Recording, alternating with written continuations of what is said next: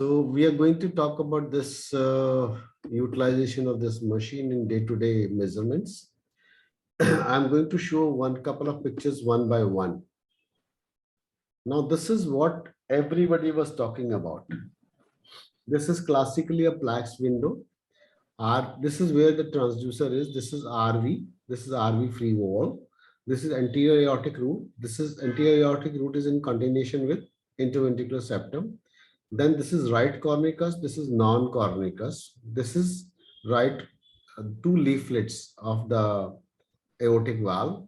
Then this is anterior aortic root. This is posterior aortic root, which is in continuation with anterior mitral leaflet. Then we have LA. Then we have a LA free wall, which is in continuation with PML, as well as the posterior mitral, LV free wall or posterior wall. So what do we do is we just drop a cursor right through this. Let me see if I can put a caliper across it. No, I can't put a caliper on this. So I'll go back to controls. And then I'll pick up a new image. No, I have an M mode scene over here. Now, if you could see this, I'll move this M mode a little bit if I could move it.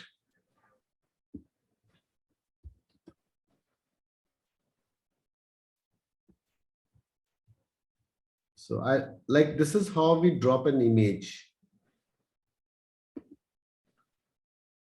So let me go back and put an M mode.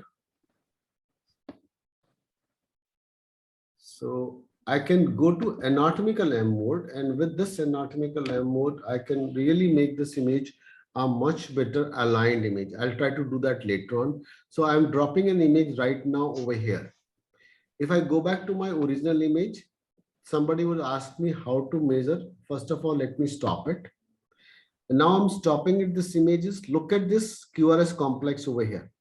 So this is at mid diastole. So I have to move this image frame by frame to beginning of systole or end diastole. So I'm moving it frame by frame to beginning of systole or end diastole. Now somebody was asking me this question, now where to measure my septum? If I have to measure my septum in today's life, I'm going to measure my septum IVS from this point to this point. This is 10 millimeter. And posterior wall at this point to this point, which is again approximately 8 to 10 millimeters, same 10 millimeters of posterior point. So this is, in fact, if you look at carefully, I've little over measured it. This is not exactly 10, it may be 0.9. Similarly, this is reasonably well measured. This part is pericardium. I can reduce the gain of this pericardium also so that you can really look at this posterior wall. So this is the posterior part of the posterior wall. So this is posterior wall, true posterior wall, and I have measured it at the level of, if I draw a line, again a line, from this point to this point, look, we are just distal to the tip of the mitral valve leaflet, and this is known as LV diastolic dimensions, internal diastolic dimension, which is almost 45 millimeters. And this is the perfect way of measuring today's dimensions is. We do not measure in M mode, we always measure in 2-dimension set. And if you divide this 45 by body surface area, suppose the body surface area is 17. So the dimension would be about 26 or 25 millimeters in end diastolic. Anything more than 32 is considered as abnormal. So this is first measurement. What we do is septum. Somebody was asking me this. This is LV internal dimensions, which we see in this, and the posterior wall. If this septum and the posterior wall is more than 12 millimeter, you should start thinking that possibly some patient has got an hypertrophy. Provided he does not have hypertrophic cardiomyopathy in the varieties of hypertrophic cardiomyopathy. Suppose I'm doing in HCM. HCM means whether it's obstructive versus non-obstructive. That's how we classify them as hypertensive heart disease versus hypertrophic obstructive versus non-obstructive cardiomyopathy. So I'm talking about specifically in hypertensive subjects where we look for septal and posterior wall thickness. That's one measurement. Now same patients, I'll just remove them over here. Sir, that intraventricular length should be 32 mm, sir. That one, sir. Interventricular length, there are two lengths are there. One is diastole, one is systole. So diastole, what I measured was 45 was diastole. If you divide this 45 by body surface area, it should be more than 32 millimeter per meter body surface area to talk of dilated LV. Right? Okay. Now I'm freezing this segment in end systole. Now let me just stop it, this freezing, and now this is a parameter which tells you that this is systole or diastole. Even the mitral valve will tell you mitral valve will open during diastole. So I have to freeze this segment when the mitral valve is about to open. Now look, the mitral valve is closed, correct? If I move one frame, the mitral valve start opening up. It means diastole has happened. So for this, we are in end systolic frame. And now I have to measure my end systolic frame. I'm going to go to measurement and I'm going to measure my LV end diastolic. So here is a septum we can see very well. There is no second thought about it. But posterior wall, we have to struggle a little bit in the posterior wall.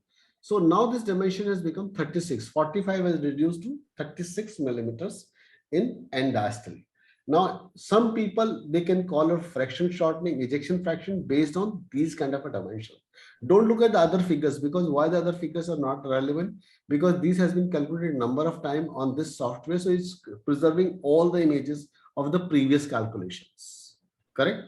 So 45 centimeter has become 36 centimeters. So fraction area change would be 45 minus 36 divided by 45. That will be a fraction area change of the subject.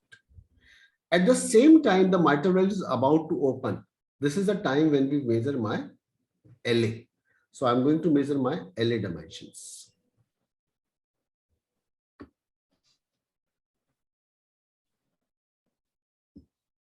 So I'll go to generic. I'll just go to caliper. I can take any distance. So this is where I'm going to measure at the level of this aortic valve. I'm going to measure my this to this point and I have to drop straight.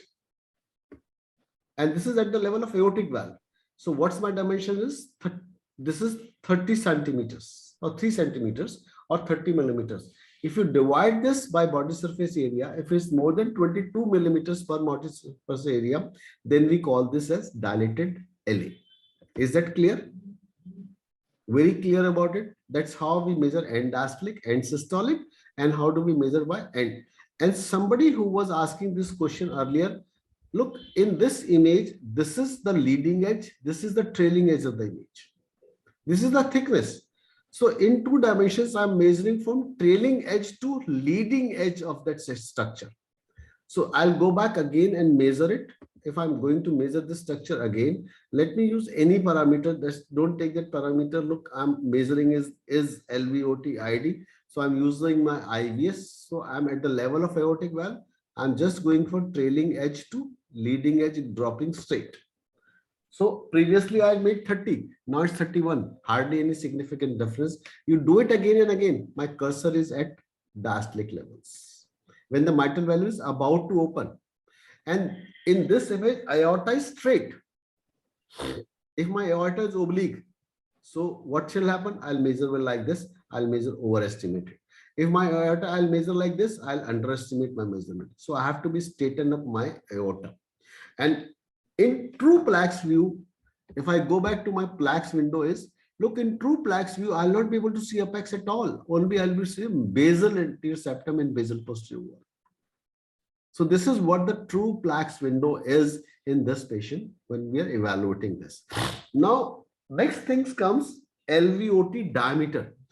This is the most important part of any evaluation. Believe my words, even after this 14 plus 22 years of age, the most difficult part in my life, which I always feel, is measuring LVOT diameter. How do we measure LVOT diameter? Just me stop it, because this is the best image I could draw yesterday for demonstration purposes.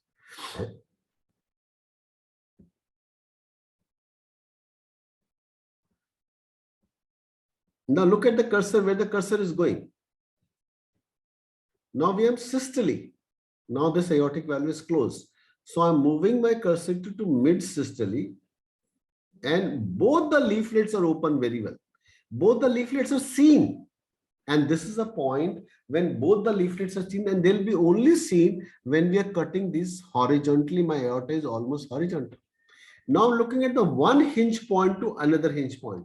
I do not know where the first hinge point is. So there is a hinge point over here. There is a hinge point over here. So I'm going to measure this hinge point, and many of you will come up with a different version. What is my LVOT diameter is? My LVOT diameter ranges from this point to this hinge point. Almost 2.2 or 2.4. It will be somewhere 2.3. I'm little overestimating my hinge point over here because my gains are little on the higher side. So I'm reducing my gains and I'm going to measure it again. I measure 2.4. And when I do my aortic valve evaluation, I'll measure it as many times as possible. Maybe Dr. Nandita was saying 3 to 5 times. Believe my word, I measure about 10 to 12 times. Look, now I'm closer when both the leaflets are seen and I'm at the hinge point. Some of the literature will say, they say 3 to 5 millimeter inside from this hinge point. So I'm going to 4 millimeter inside over here, 4 millimeter inside from here, and then joining these two lines together. Look how much would be the difference. It comes out to be almost the same.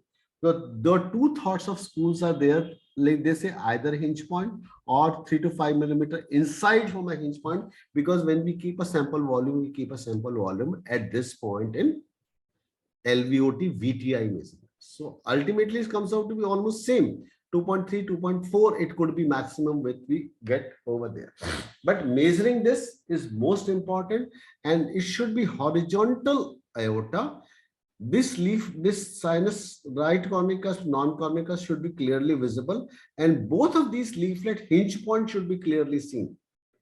And on top of that, these leaflets should be little bit open, and the best would be like this. So we are mid-systolic or early systolic frame when my both leaflets are open. If you look carefully, when I was saying is, if in this frame and this frame, this hinge point has become little bigger in size. This is also known as aortic annulus for measurement issues. Is that clear? So let's go to the next imaging quality. So this is what I was saying. I'm measuring just at the tip of the mitral leaflet. Look at how good the frame rate is. There I was struggling. This is 11.2. Let me measure for you. I'm going to measure my interventricular septum again. I'm going to use my generic frames. I'm going to look at my caliper, and my caliper now it will be a little difficult for me. In this image is not happy. I'm not happy. I have to measure during diastole. So this frame looks to be reasonably good because I can see both the upper edge as well as the lower edge. So I'm going to measure from this upper edge to this lower edge. This is 10 millimeter, the same thing practically which we merge. And if I try to measure this thing over here, I'm going to create all the mistakes which is possible, because I'm not able to see a very good image. And that's the best part of this M mode quality. Now posterior wall, if I try to measure my posterior wall over here, I'll be doing something wrong. If I go to this posterior wall over here, I'll be doing best out here. So what I do, I am going to reduce my gain a little bit. And once I reduce my gain a little bit, and I'm going to get a very good posterior window, posterior wall measurement over here. How much it is? 0.9. There we measure 0.10, 10 millimeters. Here I'm measuring 9 millimeters. And this is all what you see red, dark, bright shadow. This is all pericardium. So what we do, we further go down with the imaging quality. Now I'm able to do the same thing again. I'm going to measure my posterior wall much better than before, because that was overgain. Now I'm able to see, look, this is 10 millimeter now again, 9 to 10 millimeters. So this is how we measure posterior wall. And somebody who's like a hypertensive heart disease, we can look at this fashion for a hypertensive heart disease. Anything more than 12 millimeter is considered as hypertrophic for hypertensive, provided that's not a variety of hypertrophic cardiomyopathy. Okay. I'm not going to talk of D, E, F slopes because these are not in use anymore. Only point is we look at E point septal separation. I can measure the E point septal separation in this image. And this is hardly any E point septal separation, you know. Like look at the septum is almost touching the mitral valve levels over here. So normally it's up to 7 millimeters. Is about 3, which you see over here. So if this space becomes bigger, what does it mean by? It means my LV has dilated. And how do I explain every time? This is the mid segment. Where is the mitral valve is? Mitral valve is when the closure and opening comes is a basal to mid segments. And when LV dilates, this is the place where LV will dilate for the first time. Let's move on further. This is what I measured from a 2-dimensional echo utilizing M mode. Now look at 32. I measured 32. LA, I measured almost the same thing. But I was more careful. And if you're measuring it, this is over gains. Look, reduce your gain, you make your image sharper. And I'm sure like none of you is going to spend a lot of time in measuring all these kind of things. They looks good. They looks happy when the 10 patients are sitting outside and 10 patients in ICU, 20 in OPD, 4 for echo, and you live in a nursing home where a wife is sitting on top of your head all the times in upper floors. You can't do anything in the world. So just quickly do an echocardiography, don't do measurement, just look at an M mode ejection fraction, or you look at a 4-chamber, 2-chamber, or 3-chamber, say goodbye to a patient, let the next patient lie down on the floor. But this really makes a lot of difference when we are talking of quantitative estimation of LV functions. And these things becomes very important in life as when we are doing LV measurements by this particular method of indexed value in patients where we have aortic regurgitation, mitral regurgitation, dilated LV. In aortic and mitral regurgitation, to tell severity, they have to be dilated LV. And dilated LV not for the absolute value, index value, more than 32 cc per meter body surface area, 32 millimeter per meter body surface area. Let's move to next important thing. I hope whatever the Nanita has told you, I've gone to all measurements. This is just for a sake. This is paramembranous VSD, which is seen over here. I was seeing yesterday, and his imaging quality was excellent. So I took out these images. So this is what any Doppler measurement is. This is the VSD measurement. Its gradient is 5.8 and 115 millimeters of mercury. Now the question comes, how do you measure these gradients? You know, like, have you ever looked at Dr. Rakesh Gupta? He has got a beard. So all these things, they look like a beard of Dr. Rakesh Gupta. So you don't have to measure the beard. You have to measure the chin level. So in this image, the chin level is over here. The beard level is over here. So I measured it at the chin level. And if I have to measure the chin level and I have to trace this Doppler spectrum pattern, how I'm going to do it? I'm utilizing aortic valve. Don't do in that fashion. I'm just trying to show this is not aortic. This is flow across VSD. So I'm going at a chin level, coming back gradually.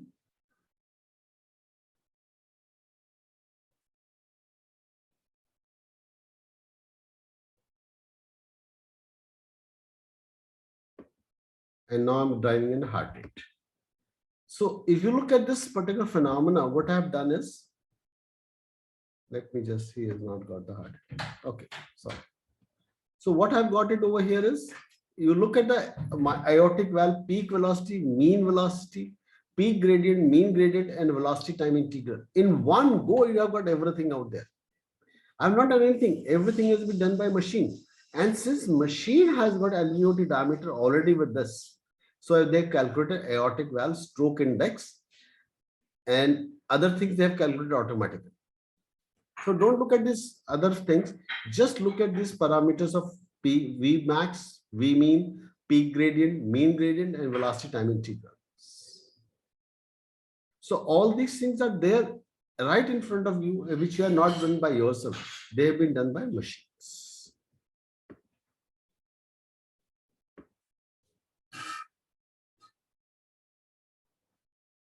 Now I'm just switching off colors from this machine.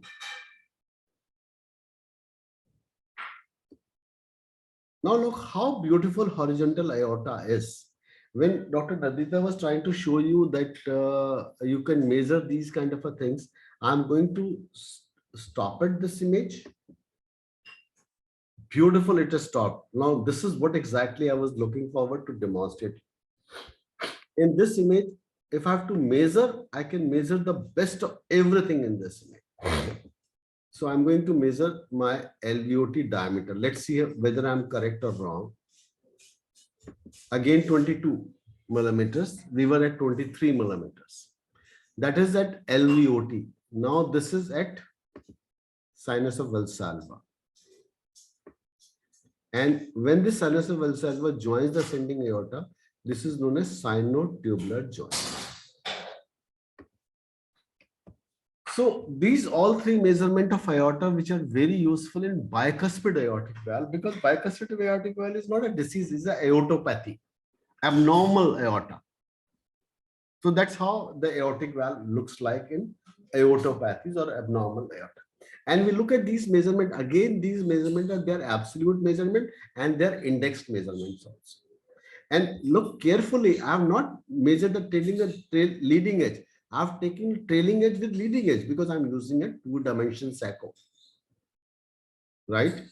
Now, let's go to the next picture. This is beautiful depiction of aortic valve.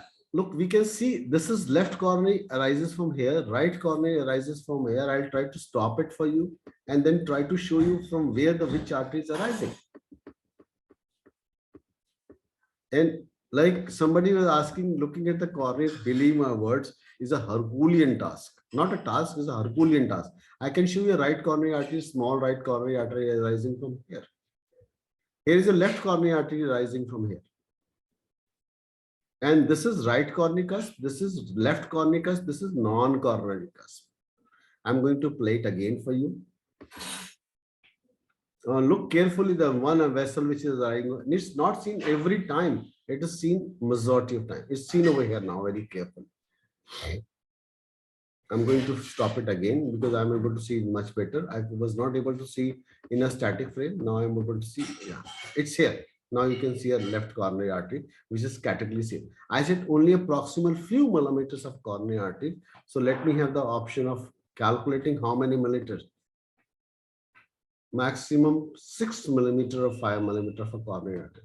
And if you're lucky enough, you can see a bigger coronary arteries. You know, I don't deny that you cannot see them. In some cases, they look so beautifully that anterior coronary artery, the LED will bifurcate in 2 vessels right in front of you.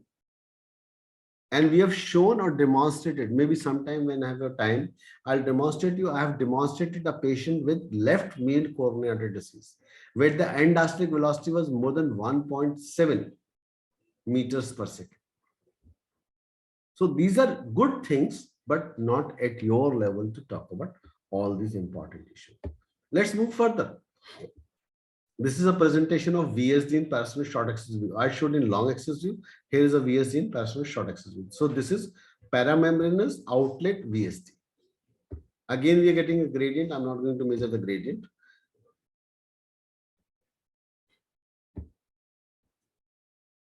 Fortunately, this boy has got a very good imaging quality. Excellent imaging quality this patient had. Now I'm trying to focus on aorta. Somebody asking me, what is this view for aorta is? If I compare this previous view, where I'm looking at this LV, I'm now focusing towards aorta. And if I have to focus towards aorta, I have to move in left third intercostal space to left second and towards the sternum, or little towards the mediastinum. So that if you are going towards the mediastinum, you are moving more towards aorta. So what will happen? The LV will start disappearing and aorta will start appearing. And that's how I did it over here. Next window is short axis view at papillary muscle. These are 2 papillary muscles. Somebody was asking papillary muscles. Look, this is lateral wall and this is inferior wall. I never say this is posteromedial or infrolateral. Or I always say this is lateral wall. So lateral wall papillary muscle is there. So lateral papillary muscle. This is medial papillary muscles. So this is classical example of medial papillary muscle. This is septum and this is posterior wall. The septum is always against posterior wall. This is anterior wall. This is always against inferior wall. And then we have anterior septum and the posterior wall. So this is septum and this is lateral wall. So now we can see very categorically my septum In four chamber view, remember my four chamber view where we have septum and the lateral wall. So lateral wall is going to have papillary muscle, correct? Then we have two chamber view, anterior wall and inferior wall. Inferior wall has got a papillary muscle. And then we have anterior septum and the posterior wall. So we have anterior septum and the posterior wall. So we can cut all these things according to our requirement in this particular fashion. So let me just show a cut, and that cut will tell you, or I'll take a better cut. I'll just stop this frame. If I'm drawing a line, I'll take a generic, any line I'll take, because it's not going to give me any line. So if I'm cutting like this, so what I'm cutting is, this is septum and this is lateral wall. This is two chamber view. Oh, sorry, four chamber view. If I'm cutting like this, anterior septum and the posterior wall, I'm cutting this in three chamber view. And if I'm cutting like this in anterior wall and the inferior wall, this is in two chamber view. So this is how we remember whether this is in basal segments or in mid segments. We always look at this septum and lateral wall, anterior septum and posterior wall, and anterior wall and inferior walls. And I'm going to show you these things in other parts also. So let's move on to, now this is basal segments. Let me hold these segments for you. So basal segments, why I'm saying a basal segment is, like, let me go to four chamber view, then I'll explain you what do you mean by basal segments and the thing. Look, this is LV is. In this LV, this is basal, mid and apical septum. Basal, mid and apical lateral wall. So basal segment has got papillary muscle, mitral wall. Mid segment has got papillary muscles, and apex is really all alone. It does not have anything of its own. So these are six segments of the basal segment. These are six segments of the mid segments of papillary muscle. So in basal segment, what will happen? Mitral valve will come. In mid segments, papillary muscle will come. In apical segments, only apex will come. Now let me go back to my original image. Now these are basal segments again. What you're seeing, we are seeing a mitral valve. Let me stop it over here. So if it's a mitral valve, let the mitral valve be open up a little bit. I've got one more mitral valve for you. Just give me a second. Yeah, here's a classical mitral valve. So let me just stop this mitral valve over here.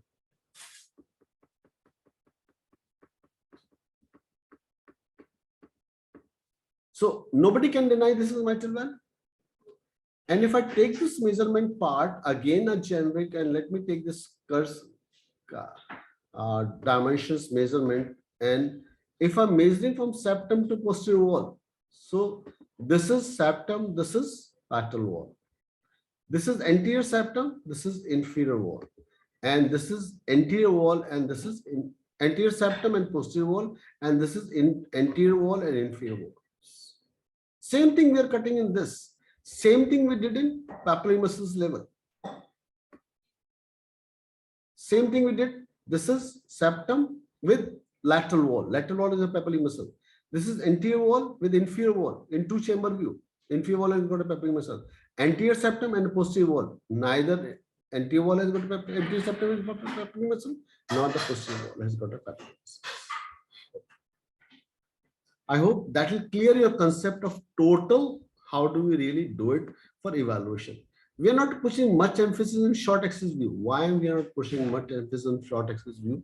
Whatever this is seen over here, look very carefully. This annulus is moving towards apex with every systolic contraction. Apex is fixed. So base is moving towards apex. So that's why what happens? If I put my cursor line on this, what will happen? Let me just put a cursor line on M mode. Now I'm putting my M mode line on this. So I'm putting my M mode line over here. So what exactly happened? This base annulus is moving towards an apex, and that's what is known as MAPSE. And I'll show you MAPSE, like how do we measure it. I'm not going to measure in this because I'm not comfortable measuring in this derived image over here. So this is right at the middle segment. And this is medial annulus. You take it to lateral annulus. So same thing is seen in lateral annulus also. If you take it to tricuspid valve, this is known as TAPSE. Look very carefully, you can look at TAPSE, and I can really measure a very good way of measuring the TAPSE is I'm going to utilize any parameters for TAPSE. Don't look at the fortunate TAPSE is seen. So this is a point, and I have to go straight up, not in a slope. It's about 2.6 millimeter. I'm not going like this. Look, even the bar cursor will not go like this. So I cannot go in a slow fashion. I have to go with I cannot go like this. I have to go straight up. How much displacement has happened towards apex? So that is what TAPSE is. And this is found to be a very good parameter for looking at tricuspid annulus plane systolic excursion for RV functions. All right, let's move to next picture. This is RV inflow view. We showed you RV inflow view. I'm not going to discuss much on RV inflow view. So this is anterior septum. This is anterior leaflet of the mitral tricuspid valve leaflet. This could be posterior or inferior. We are going to talk about all this later on. At this moment, this is definitely a septum. This is anterior or posterior leaflet, whatever it is. Right. Now, four-chamber view. This is classical four-chamber view. Look how beautiful you can see the apex. And many of you can still say, look, we can't see apex over here. That's true. To a large extent, even I feel that I can't see a good apex till I increase the gains of this setting. And fortunately, this machine has got artificial intelligence. Let me just show you like all those things what somebody was asking, Dr. Mathur was asking. So it is processing my image. Just give me a second. The computer will take a segmental run. So what it has done? It has done a complete evaluation of this artificial images. Look, I showed you four-chamber view. He did not ask me which. I straightway went to a four-chamber view automatically. But I'm trying to adjust. Despite the best possible image, I'm trying to show you a good image. So I say process. Now, this is a global longitudinal strain. I'm not talking of a global longitudinal at this moment. I'm just talking of the GLS. And look, this is LV contraction S. If I show him the next image,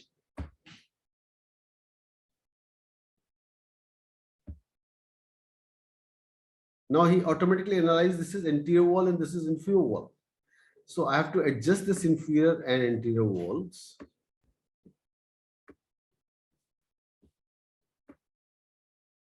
And this is despite showing a beautiful lady, I still have to adjust her makeup.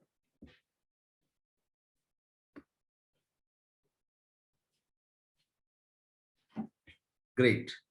So what does it did? It's showing a global longitudinal strain of 22%. And third, I have to look at my final image. He asked me approve or disapprove. Again, I have to adjust a little bit of this gorgeous lady. Bring her alignment to myocardium and endocardium. And I'm now showing a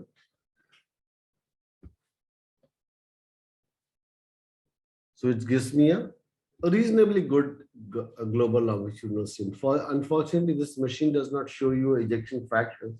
I think it should be able to show you ejection fractions.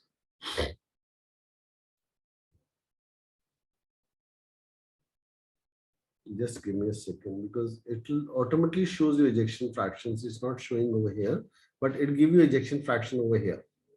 It's showing you myocardial work, which is not at your level. We're not going to talk about myocardial work. Let's come out of it. So let me just exit, stop and exit.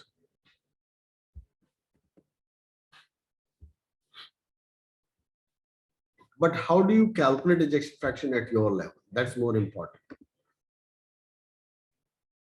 Cancel. So this is also cancelled. Yes, you want to avoid this. So what she was talking about ejection fraction was, how do you look for ejection fraction? I'm going to stop this image. Then going to a end diastolic frame so that before systole, it happens. So I'm going to end diastolic frame, the maximum frame I'm going to get to. So in this frame, mitral valve is about to open up, correct? So I have to close this mitral valve. Now this is end diastole. So I'm going to measure my end diastolic volumes, biplane, 4-chamber. I'm going to start with the medial annulus. I'm going a little bit ahead of the medial annulus, endocardial border. Pardon me, I'm doing all this thing with my finger, working on this computer pad. I have excluded my lateral papillary muscles. I have came down to lateral annulus. I'll just click and now I can adjust my apex. Now look what exactly it did. It gives you end diastolic volume 103 ml modified. So 1, 2, 3, 4, 5, 6, 7, 8, 9, 10, 11, 12, 13, 14, 15, 16 diskettes it has given. So they have taken individual volumes and they have added all those volumes to give you 103 ml of end diastolic volume. Now I'm going to move it to systolic frame.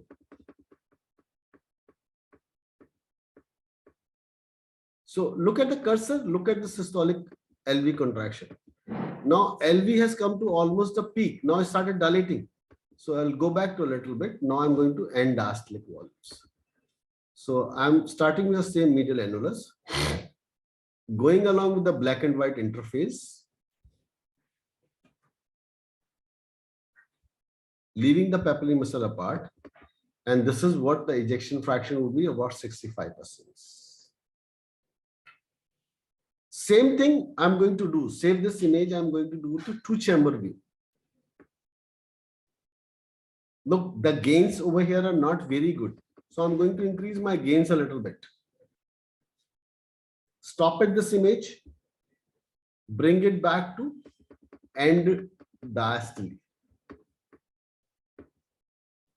And I'm going to get little haywire because I'm not able to see a very good imaging quality over here. I'm going to go to measurements. I saw initially the biplane. I've done end diastolic volume in 4-chamber. Now I'm going to do in 2 chambers. Look, now I'm imagining because I can't see a very good endocardium. So I'm going to go to a next end systolic frame. That's end of a T wave in ECG or a shortest segment on LV. Now this is the shortest segment of LV. I'm going to 2-chamber view and systolic.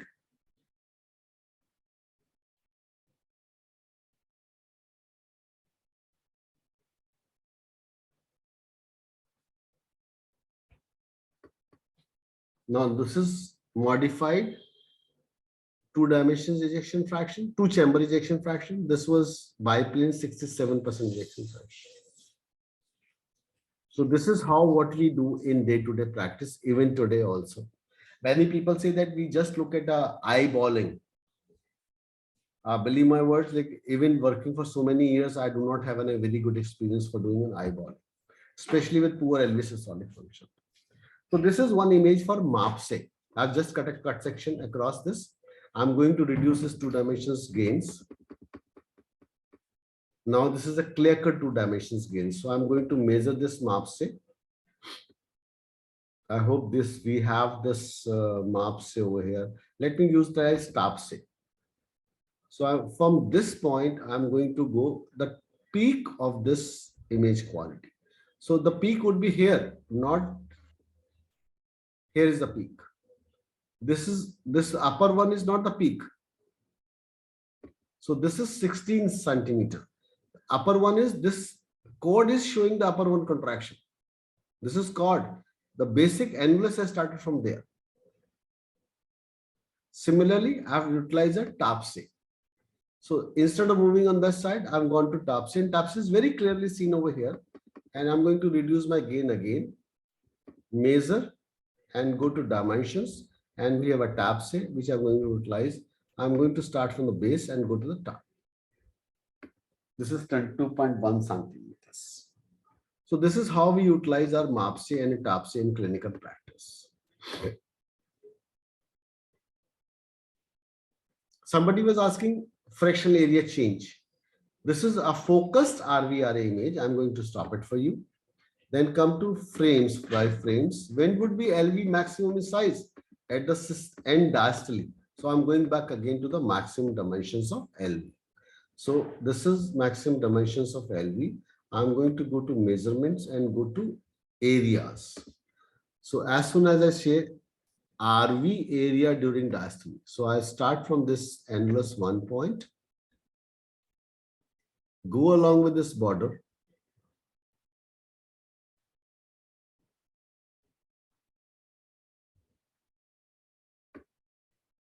19.4. Now I'm going to systolic frame.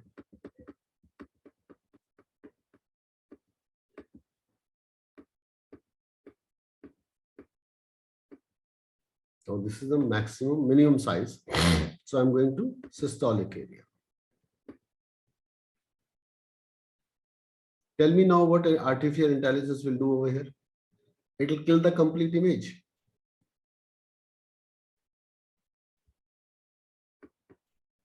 So almost 66% of fractional area change. Right? So this is what is to some extent tell you about my RV is contracting.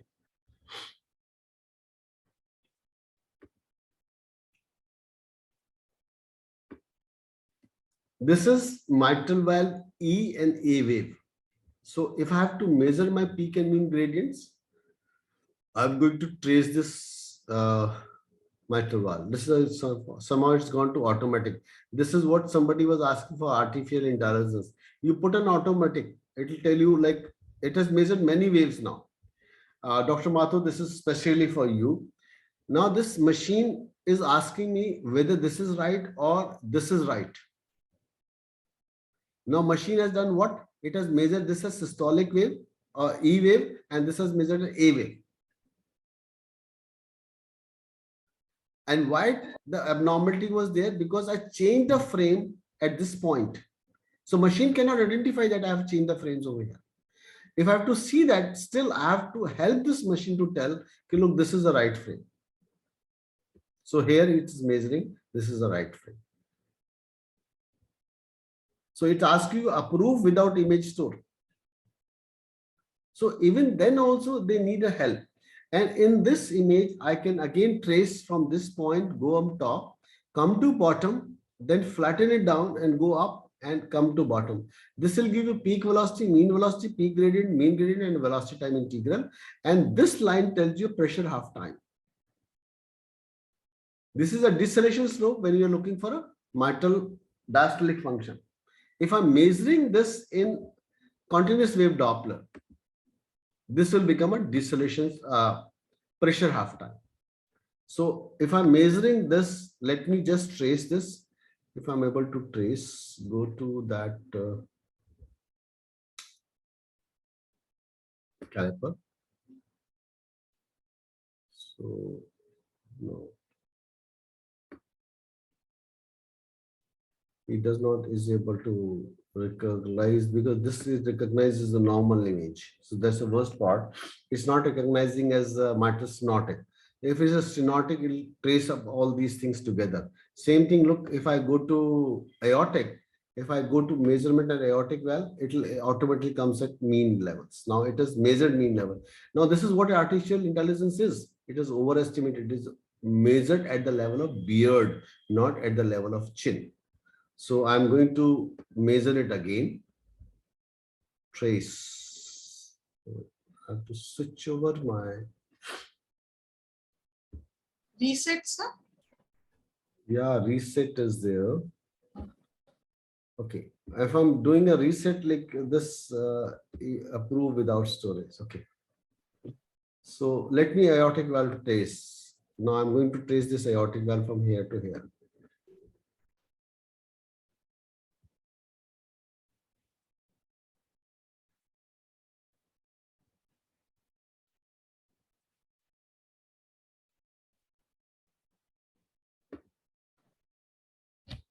So 1.43 versus 1.33. This is not a big change, but when it comes to aortic stenosis, it becomes a really big change when it does by artificial intelligence versus.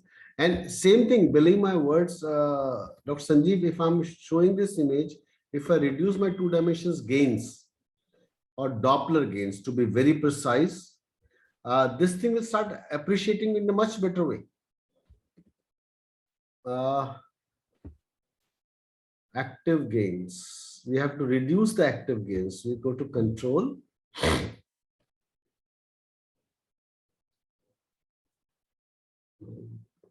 Compress, angulate, horizontal. If we reduce these active gains, get rid of these beard structures, then it'll start showing a better image. Let me show this. 2 dimensions imaging is reducing this, not in this. Anyway, so this is how we can calculate peak and mean velocity and a gradients. Then come tricuspid valves, very simple. We look at E and A waves. And then finally, the TR-jet gradient is not very good TR-jet gradient, which I've seen. Dr. Nandita showed an excellent gradient. Like we should be able to see a tip of the tongue. This is like TR-jet gradient is always like a tongue structure. So you look at the tip of the tongue to measure your TR gradients. Last is like IVC and other things. Look, somebody was asking where to measure my IVC. I'm going to stop this image over here and move frame by frame.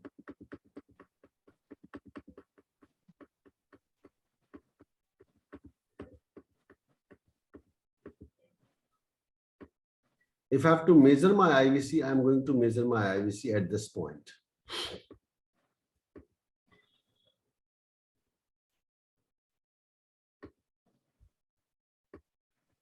Nine millimeters.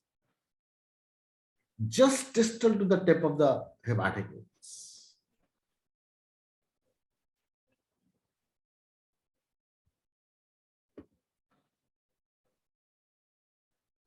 And finally, RV thickness measurements. Now I'm going to reduce the gain of this RV thickness measurements. And I'm going to stop this image and show you where to measure this image.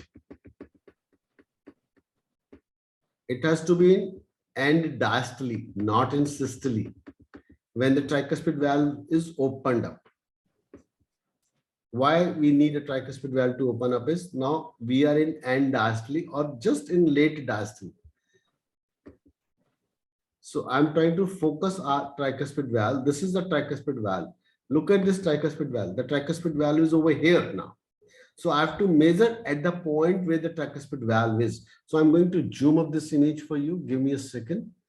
Controls and zoom.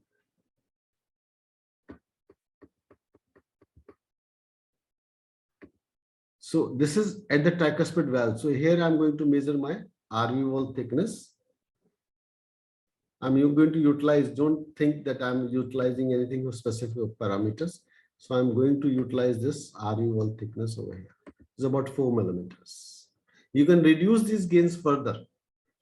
We have this control and we have got a TGC also in this. No, we don't have. Like we can reduce the 2 dimensions gains in total. Now with reduction of 2 dimension gain, you are able to see a much better RV free wall thickness. So this is how we look at this various measurement in day-to-day practice. This is hepatic vein which is draining into.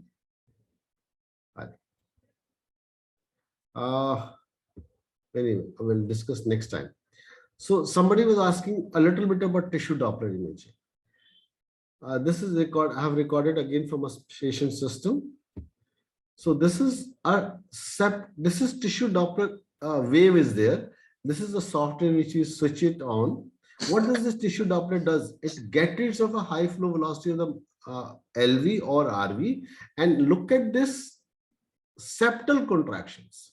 So what does it do? Look at the systole. With every systole, we first have isovolumic contraction time.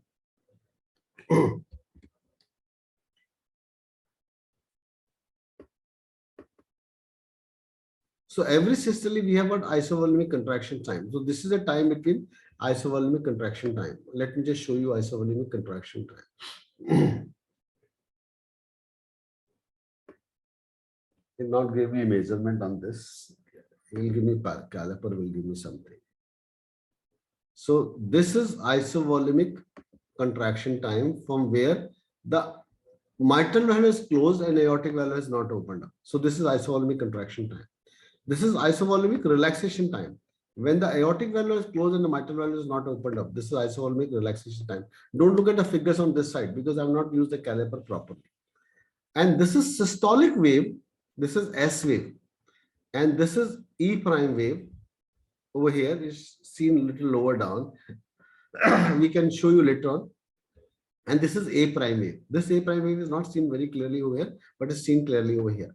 So I can show you this E prime wave. Just give me a second. Let me just move this picture a little bit. Baseline up.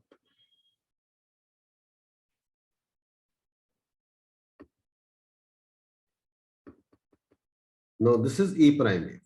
So I can measure this E prime wave. So what she was trying to show is this tells you about a contraction of these systems. We can utilize in the septal inverse, lateral inverse, anywhere we can utilize it. And this has been very useful when we are doing a diastolic function evaluations, this TDI velocity. RV, we are looking at, we have the frame for RV also. I hope we have a frame for RV also.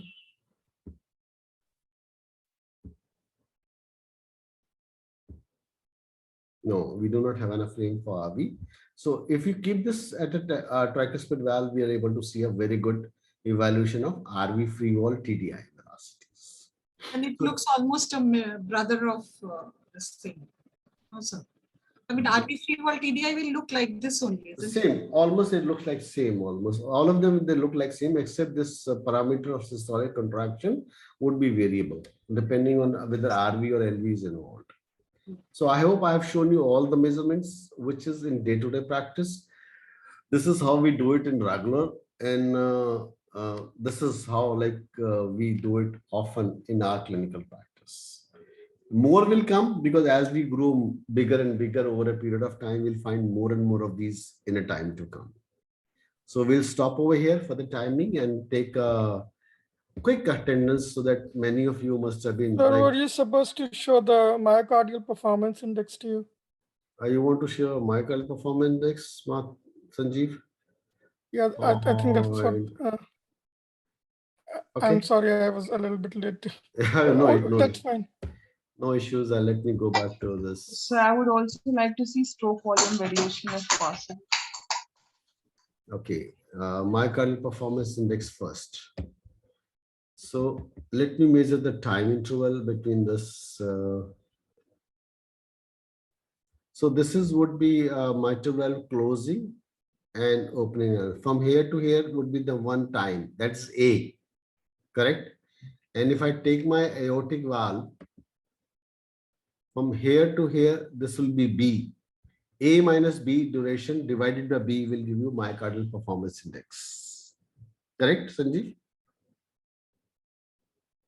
Yes, sir.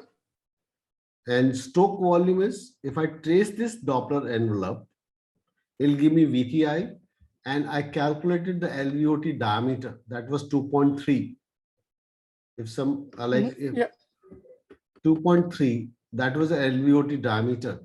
So I've got LVOT diameter is 2.3 and LVOT VTI by this aortic flow will get a stroke volume. Right? Anything else? Because I've tried to explain each and everything in live in images, like where to measure, how to measure. Still, these things would be available on the internet in a few days' time. You can go through them again and again. Some questions are there. You're most welcome at the time to come. Excuse me, sir. What about? Go ahead. Go ahead. Yes, sir. What about the normal range for these values? Normal because range. there are. So because there are a lot of variations in all the guidelines and even the standard textbooks also. And what we follow for Indian patients is also a little different. That's what I've been told. Lot many guidelines are there. I think the better I will post you that on a internet, post you in a WhatsApp group, the dimensions of Indian populations. Okay. Sir. I'll just send you on because I don't remember all of them, to tell you really honestly. What I remember is LA size, LV size. And I think those are the two most important things, index values. Then I remember this flow velocities. Somebody asked me what is the value of VTI. VTI in normal subjects is about 24 centimeters. across LVOT. In fact, I use this parameter of LVOT VTI in dilated cardiomyopathies because LVOT diameter will remain fixed in DCM. And if you look at LVOT VTI, if it's previously was 17 or 16, now it has become 24.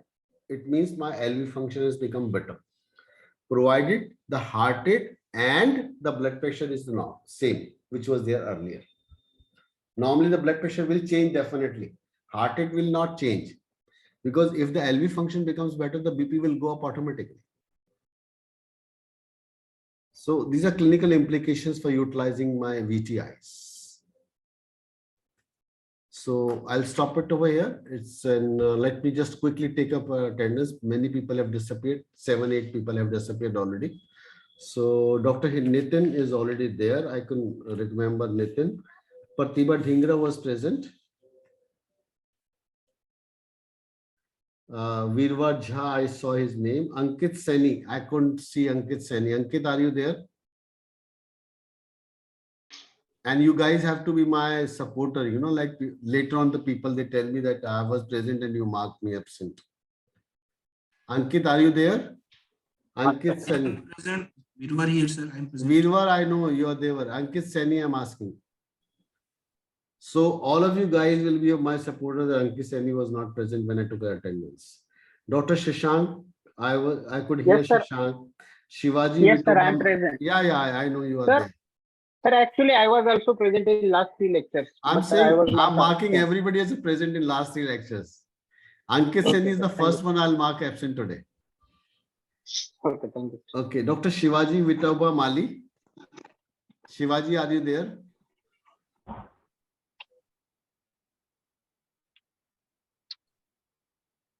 Dr. Harshvardhan Puri. Harshvardhan. Sir, present, sir. Present. Present, sir. Okay. Pallavi Horo. Good. Please silent your mic. Rest of the people, my humble request. Dr. Virender Bhardwaj, please silent your mic. Yes, sir. Yes, sir. Present, sir. No, I'm not asking your name. I'm asking you to silent your mic. Anchal Dikshit. Present, sir. Saurabh Gupta. Yes, sir. Arnab Mandal. Arnab Mandal is absent. You know, I've got to be my supporter. Avinash Solanke. Yes, sir. Yes, sir. Sangeeta Chaudhary was there. Ashok Kumar Yadav. Yes, sir. Ashok, are you there? Yes, sir. Okay. Birata Devrama. Birata Devrama. Look, this gentleman is absent for almost last 2 classes. Again, I'm saying the same thing. Dr. Piyush Mahendra Pandey. Yes, sir. Venkatesh Gowda was present already. Pankaj Mishra. Present, sir. Ajit Balasav Dangle. Ajit Balasav. Ajit, are you there? Kiran Vasantrao Bidari. Rohtaj Singh Kalsi was present. Sandeep Kumar.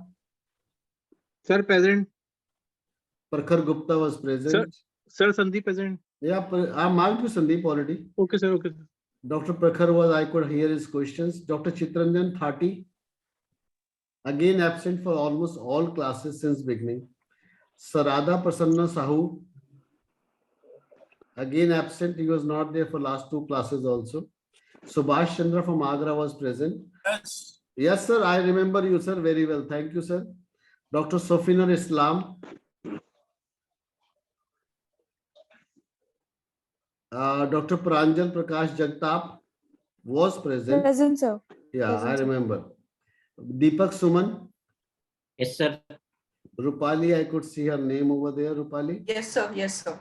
Archana Kishore Sinalkar. Yes, sir. Present, sir. Madhurima Datta. Yes, sir. Mahesh Padsalke was present. Bhagat Vishubha Vishwanath. Present, sir. Dheeraj Kumar Singh. Present, sir.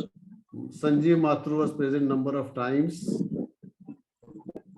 Niranjan Agarwal. Present, sir. Bhimraya D. Bhimraya Yes, D. sir. Yes, sir. Rajesh Godade. Rajesh B. Godade. Rahul Kumar. Yes, sir. Present, sir. Karthikeyan. Present, sir. Ravikant Gupta. Yes, sir. Yes, Ravi. Subhash Chandar. Subhash Chandar. Khushpreet Singh. Umesh Oja, I could see Umesh Oja. Amit Vikram. Present, sir. Rajshri Karat. Yes, sir. Oja absent. Oja present. Absent nahi present. Raj Rajendra Borkar. Yes, sir. Swapnil Datta. Present, sir. Yes, Thank you. yes, sir. Yes, sir. Parveen Present, sir. Kumar. Present, sir. Prashant Pandey. Sir, Swapnil present. Sir, Prashant Pandey present, sir. Okay. Ravi Kumar Singh. Hello. Ravi Kumar Singh present. Sir, Prashant Ankit- Pandey present. Mark it present, dear. Ankit Agarwal.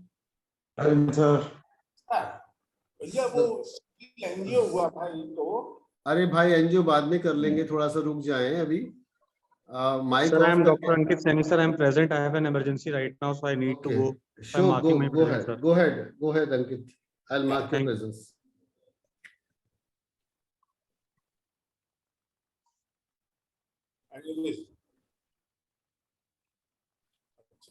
Okay, Dr. Sachina Kadam, Sanika Sachin Kadam, Present, sir. Anuj Kumar, Yes, sir. Deepak Kumar, Yes, sir. Niharika,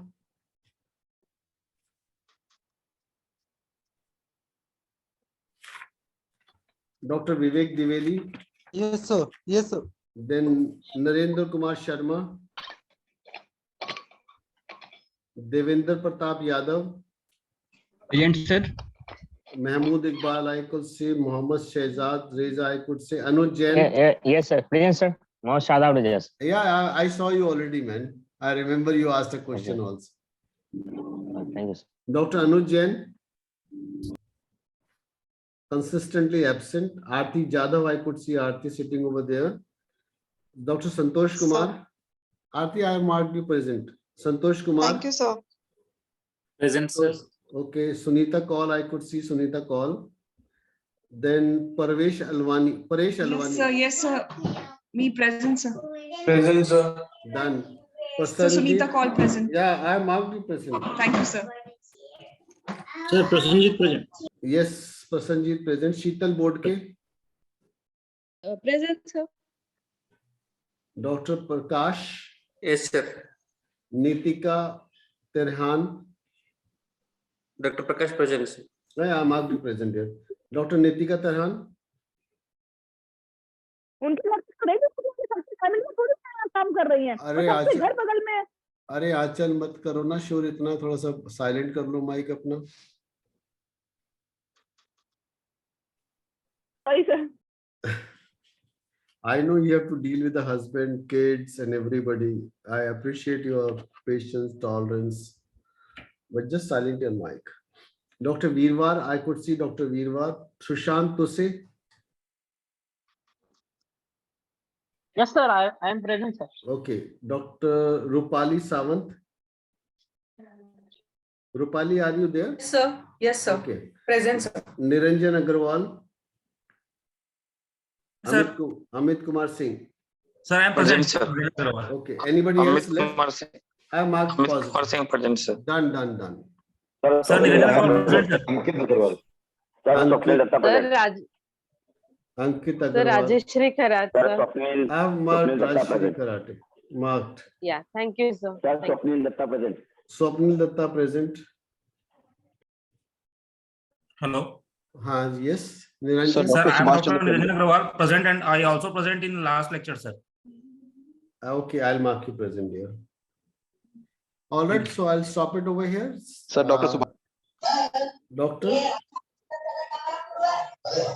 Subhash Chandra.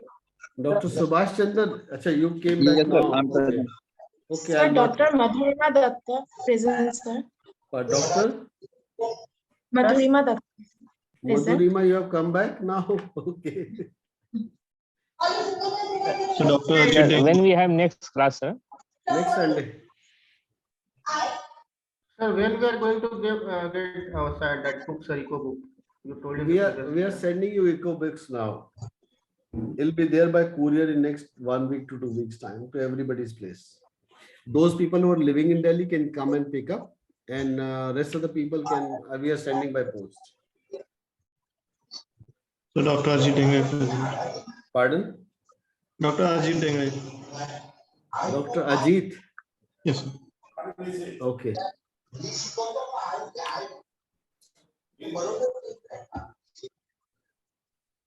All right. I'm saying goodbye to you. Take care. Stay safe, and we'll meet Thank you, next sir. week with Thank a you, lot sir. of Good night. questions to everybody. Thank you. Possibly we'll try a new software tomorrow next week so that you can answer directly from your mobiles and other things. Okay, thank you, sir. Right. Good night. Bye bye. Take care. Stay safe. Good night, sir.